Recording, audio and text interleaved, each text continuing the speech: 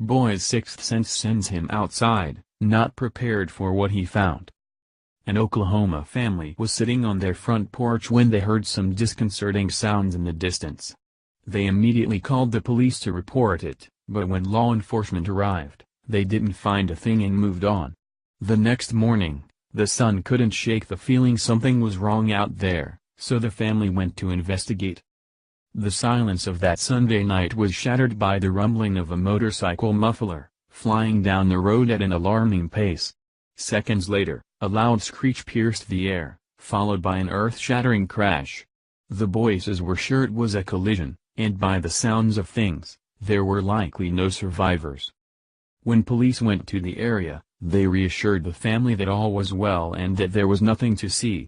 But what had really happened took the town by complete surprise, along with one very important detail that was missed. The boys went to bed that night, only to wake the following morning to a strong sense that someone was out there. That's when they took matters into their own hands.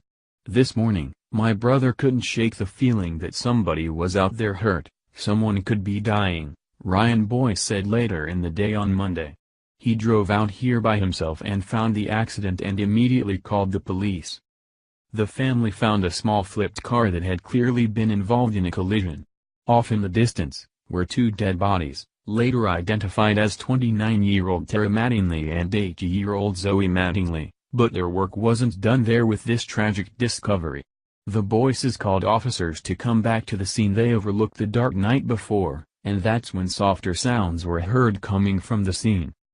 A third passenger, a 9-year-old girl, had remarkably survived the massive wreck and was found alert and able to talk to paramedics, who removed her from the fatal scene and rushed her to the hospital.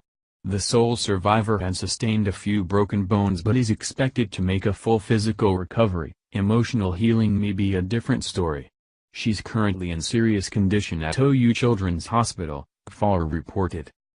Ryan is eternally grateful that his brother spoke up and didn't ignore the nagging feeling to look into what he knew in his heart happened late Sunday night. They could still be laying out there, and that little girl could be dead now, he said with gratitude to have been a godsend to this little girl who may not have made it another day out there alone. "We could have been there at the last minutes of her saving point," he added. The Boyces don't know this family and have since learned from police that Tara's husband had reported the three missing over the weekend from the nearby town of Moore, Oklahoma. An investigation is still reportedly ongoing as to what caused the fatal collision. "I'm just praying for that family whoever they are. I don't know who they are yet, but God bless you," Ryan told the local news outlet. Had it not been for this faithful family, listening to what God put heavy on their hearts, the situation could have very well ended in 3 deaths. These people were all this little girl's heroes that day, good Samaritans that can know that God used them for His glory and to save this child. Her life was spared that night for a reason. She has a purpose to fulfill on this earth, and God has a plan for her. Thank you for watching this video. What do you think about this?